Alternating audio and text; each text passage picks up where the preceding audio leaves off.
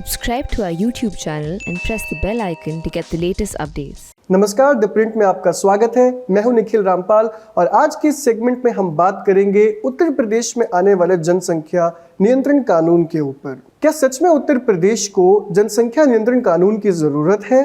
पिछले महीने उत्तर प्रदेश सरकार ने जनसंख्या नियंत्रण पर एक बिल निकाला है जिस पर लोगों की राय मांगी जा रही है। इस बिल ने प्रदेश की राजनीति का तापमान थोड़ा बढ़ा दिया है।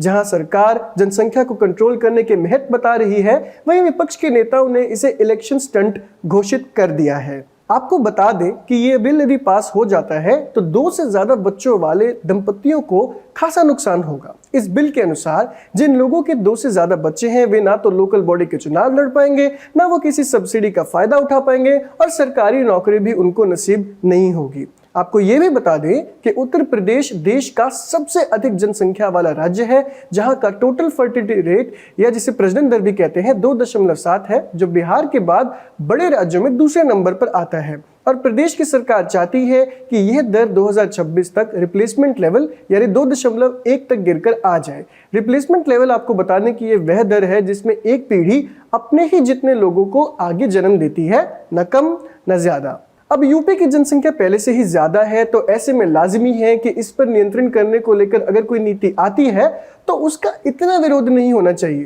तो ऐसे में सरकार की यह नीति क्यों विवादों के घेरे में आ उलझी है?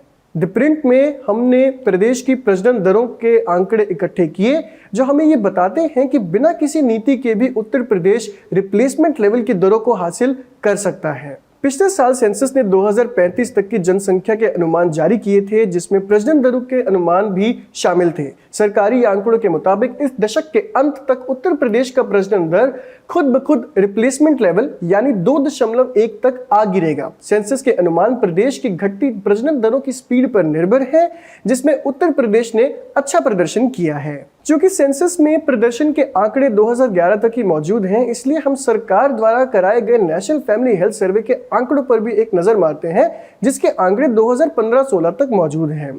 2005-6 में हुए नेशनल फैमिली हेल्थ सर्वे 3 से लेकर 2015-16 में हुए नेशनल फैमिली हेल्थ सर्वे 4 तक लगभग सभी राज्यों में प्रजनन दर में कटौती देखने को मिली, लेकिन सभी राज्यों की तुलना में उत्तर प्रदेश में हुई ये गिरावट सबसे ज्यादा थी। मात्र 10 साल में ही प्रदेश का प्रजनन दर 3.8 से गिरकर 2.7 पर आ गया। इसका मतलब ये कि 10 साल पहले के मुकाबले यूपी की महिलाएं औसतन 1 बच्चा कम पैदा कर रही थी, जबकि भारत में ये दर 2.7 से गिरकर 2.2 ही हुई थी। यानी यूपी में ये गिरावट की स्पीड देश से दुगनी थी। वहीं यूपी के पड़ोसी राज्य बिहार में ये दर बहुत ही मामूली रफ्तार से गिरी। स्क्रीन पर लगे ग्राफिक से आपको साफ हो जाएगा।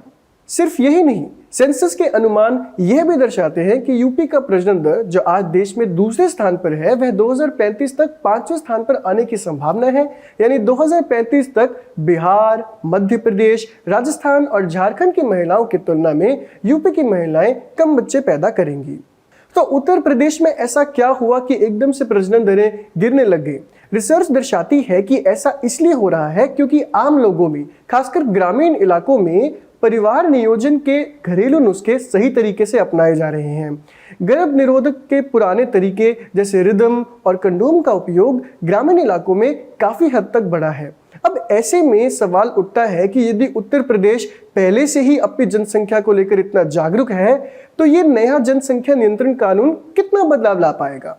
इस बात को समझने के लिए द प्रिंट ने एक्सपर्ट्स की राय ली, जिनका मानना है कि उत्तर प्रदेश की हालत इतनी खराब नहीं है कि वहां पर एक कानून लेकर आया जाए।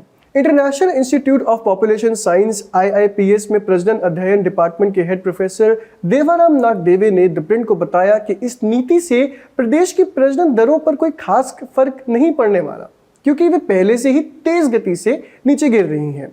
उनके अनुसार कुछ वक्त के लिए हो सकता है कि इस दर की गिरावट की स्पीड थोड़ी सी ज्यादा हो जाए, लेकिन उसके परिणाम हानिकारक साबित हो सकते हैं। प्रोफेसर नागदेवी के अनुसार उत्तर प्रदेश में पुत्र मोह ज्यादा है। ऐसे में हो सकता है कि जिनको सिर्फ बेटा ही चाहिए वे लड़कियों को जन्म होने ही ना दें। उत्तर प्रदेश में पहले से ही लिंग अनुपात अच्छा नहीं है और अगर ऐसे में कन्या भ्रूण हत्याएं बढ़ गईं तो आगे आने वाले समय में ये काफी दिक्कतें पैदा कर सकता है। IIPS के ही एक और प्रोफेसर चंद्रशेखर ने द प्रिंट को बताया कि अगर राज्य अपने स्वास्थ्य के इंफ्रास्ट्रक्चर और परिवार नियोजन की पहुंच को बढ़ा दे तब भी प्रजनन दर पर काबू पाया जा सकता है।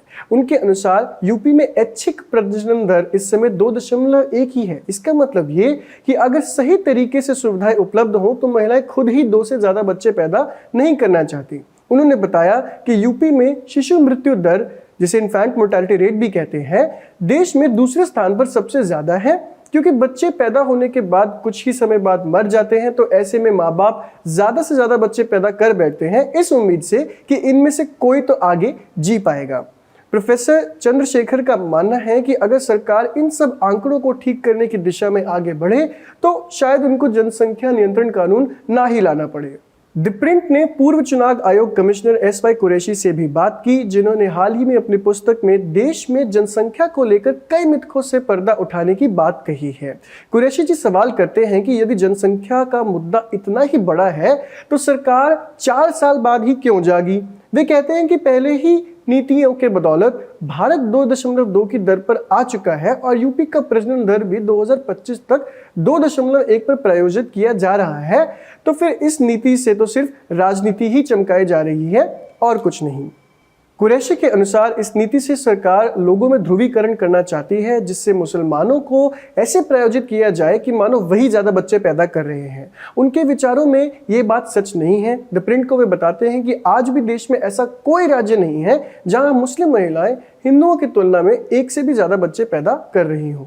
उत्तर प्रदेश का यह बिल अभी तो पब्लिक ओपिनियन ले रहा है, लेकिन साथ ही में एक्सपर्ट्स ने यह चेता दिया है कि कहीं तेज गति प्रदेश के लिए गतिरोधक का काम ना कर बैठे। अब ये पॉलिसी कैसे आती है, किसको भाती है, किसको नहीं भाती है, ये तो आने वाला वक्त ही बताएगा। तब तक के लिए मुझे दीजिए इजाजत। देखते रहिए द प्रिंट।